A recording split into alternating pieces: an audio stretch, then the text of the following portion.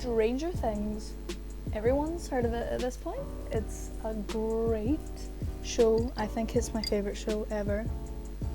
Maybe tied with like Futurama. I don't know, I really like that as well. But I just love Stranger Things, and everyone knows the third season just came out, and I want to talk about it because I have no life and Stranger Things is my life. So I'm gonna talk about it, all personal with y'all. So I'm gonna say that I watched the other two series in preparation for Stranger Things 3, also because I have no life and I love this show so much. And also I wrote some notes on my phone to make sure that I talk about all the things I want to talk about, because I have a lot to say about this series. It was an adventure, I'll say that, an emotional adventure for a nerd like me. So this video is a bit improvised, and it's not going to be in chronological order to the series. It's just the thoughts that came to my head first at the time of when I finished all. Also, this video is a bit late from the whole Stranger Things craze because I've been away. Let's talk about Stranger Things. Yeah! Like I said, I watched the first two seasons before I watched this one, and I love Stranger Things so much. It's so good, especially the first season. I loved it, and it really showed what Netflix was going to do. I think it was one of the first Netflix shows, or at least when I found out about Netflix, it was the big Netflix show. But I don't like, or at least I'm not the biggest fan of the second series. I don't really like the characters, or when I say I don't like the characters, I mean I don't like Max. I hate Max so much. She is the worst character ever. She's so annoying. She brings nothing to the table. She just makes the boys fight, and I don't want that. I want some wholesome friendship between my boys, my boys, Dustin and Lucas, and also Mike, and also Will. I love them all. I wasn't a big fan of the story because Max is in it a lot, and I don't like Max. Our series is so good, and it just wasn't anything like it. So, season 3. I was really skeptical about the first episode because it just didn't live up to the standard of Stranger Things. Maybe I had my hopes a wee bit too high. Like, I didn't actually have that high hopes for season 3 because I didn't really enjoy season 2 as much as I did season 1. It wasn't that good. It was a bit boring. Nothing really happened, and I found myself rolling my eyes a lot because of all the couples. Stranger Things has got these couples in it. It opens up with Mike and Eleven kissing, and like, I don't care about, like, oh sure, they're a couple and they're so cute and all, but like half of the episode is them kissing, and I don't care. I'm not the biggest fan of that shit. Honestly, I thought they were gonna be more of like a brother-sister relationship, but their like romantic relationship is so like forced down your throat. It's like, I don't know what to think anymore. This is weird. And then Lucas is obviously with Max, and then it was like, oh, Dustin has a girlfriend, and Steve is hanging out with a girl, and Hopper has a thing for Joyce.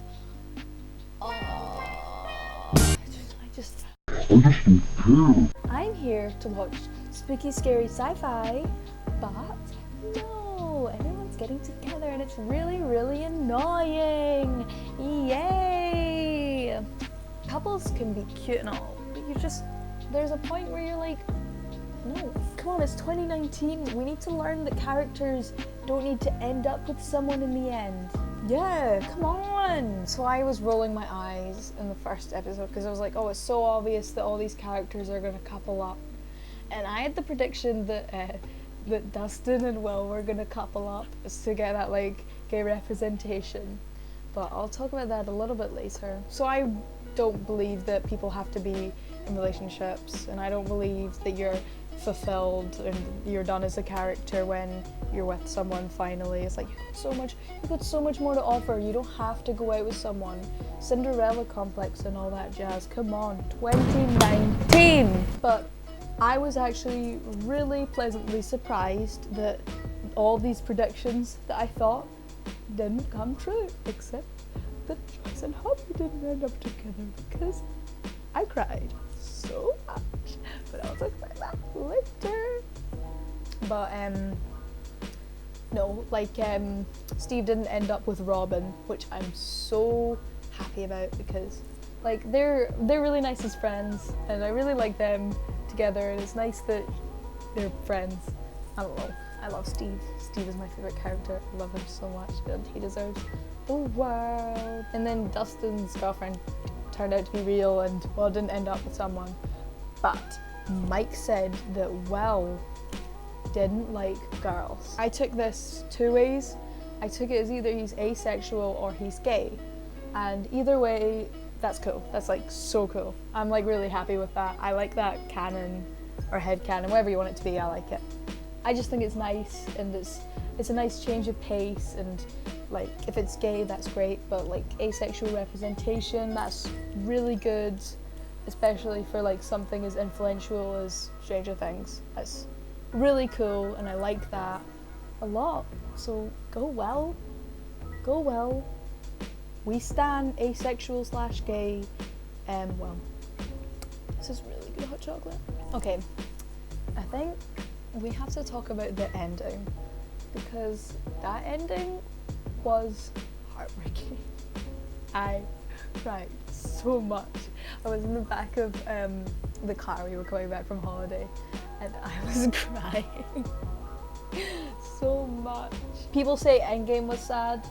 God, they haven't watched Stranger Things. I was saying that the relationships are forced, but like Hopper and Joyce genuinely had a bond, and I genuinely loved them together, and I genuinely wanted them to end up together. But like, no. But to me, it was the note at the end, the note to Elle. I couldn't. Just like thinking about it, I want to cry, because like I said, it was like Endgame, but like actually sad, and it actually had an impact. Alright, let's move on before I start crying. So it had a bigger budget this time, because it's obviously got more like audience, and I'm really, really glad about that, because the effects in it this season were really, really good. I don't think anyone could argue that it was really pretty, but like also really gross. The monster this season, like the bad guy, was disgusting, but like in a good way. It made me uncomfortable watching, because it looks so, I'm gonna be sick. There was a scene where people who were like controlled by the monster were melting, and it was so disturbing, and seeing the monster made of this mush, it made me feel a bit sick, and I think that was like the intention behind the monster. Yeah, I really liked the monster this season. It really felt scary.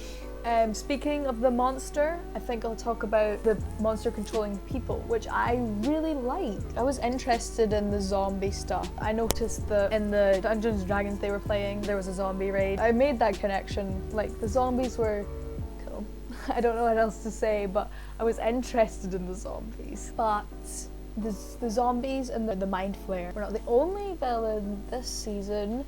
There were the Russians, and I have mixed opinions on the Russian plotline, honestly. For me, the point of Stranger Things, or one of the points of Stranger Things, was that it was a small, quiet town. Extraordinary, not normal things don't happen to this town, so that's why it's so strange. But, you know, saying that it's Russia and stuff as well, and it's out there, and it's the whole world experiencing it, I don't really like that. I just think it takes away from the charm of what like Stranger Things was. But like, I think even though I wasn't a big fan of it, it was still okay. Take it or leave it. So with Hopper gone, and Elle crying, and me crying, the season was wrapping up. The buyers were moving out, and I think that's quite nice. But they gave Lucas' sisters, Erica, the Dungeons & Dragons, and I really liked that. because to me that's meant to symbolize that the adventure is still gonna go on, even though they're kind of parting ways. Like, nice that she was a nerd in the end, and nerd culture, and Dungeons and Dragons is cool, y'all. And I have no one to play Dungeons and Dragons with. So if you want to play, hit me up. Yeah, so I really like that, and I think that was quite nice. I think the series could be wrapped up there, but I think there's going to be a season 4. There was a teaser for it at the very end, and it was a good teaser, I have to say. I think it was quite suspenseful, and I had a feeling that that was going to happen. But it was good, it was really interesting. Here's my opinion. I don't think you can really have a Stranger Things series without Hopper or Eleven, and Hopper's gone, and 11 doesn't have powers anymore. So I don't really know how they're gonna do it, but I have a feeling it'll be good. I trust this franchise. I trust the writers and the Russell brothers and the actors. It's gonna be great. And I'm still, like, even though I have mixed opinions about it, I'm gonna watch it and I'm gonna love it. Yeah. And I'm excited. Yeah. Like I said, I hate Max. I really hate Max. She's so annoying. But in this season, something really just like pissed me off about her was that she suddenly cared about Billy. I don't think Billy's a good guy, and he's obviously not meant to be a good guy, but you're meant to feel quite bad for him. There was like a scene where elves weren't running through the clouds, and I think that was a bit dumb, and that wasn't needed. In the sauna test, they were trying to figure out if he was possessed by the Mind Flayer, and then suddenly Max cared. She was like, oh, I'm really hoping you're not possessed by the Mind Flayer and that you're good. Piss off! You never cared about him. You like control him like he's your wee puppet because he abused you and then you abused him. Like Max. I don't understand that. It's ridiculous. And then he died as well, and that was pretty sad. But then Max was like crying. I know death is hard and it can do things to people that those people are gone. But like, she didn't like him, she didn't care for him, she hated him. And I hate her. So why? Can she just piss off? Oh, I hate her, I hate her. Yeah, and that's kind of my thoughts on Stranger Things 3. I have to say it's been like a week since I've watched it, so maybe the thoughts are a bit more settled and they're not streaming out of my eyeballs. So maybe it's a wee bit like not as passionate as it would have been a week ago. But I really enjoyed season 3. I think season 3 was really good. In my opinion, best to worst, it goes 1, 3, 2. I don't know, I really enjoyed 3, but you just can't beat 1 if you ask me. You just can't beat 1, it's so good. And yeah, season 4, that might happen, I don't know. Yeah, I hope you enjoyed this video, and yeah.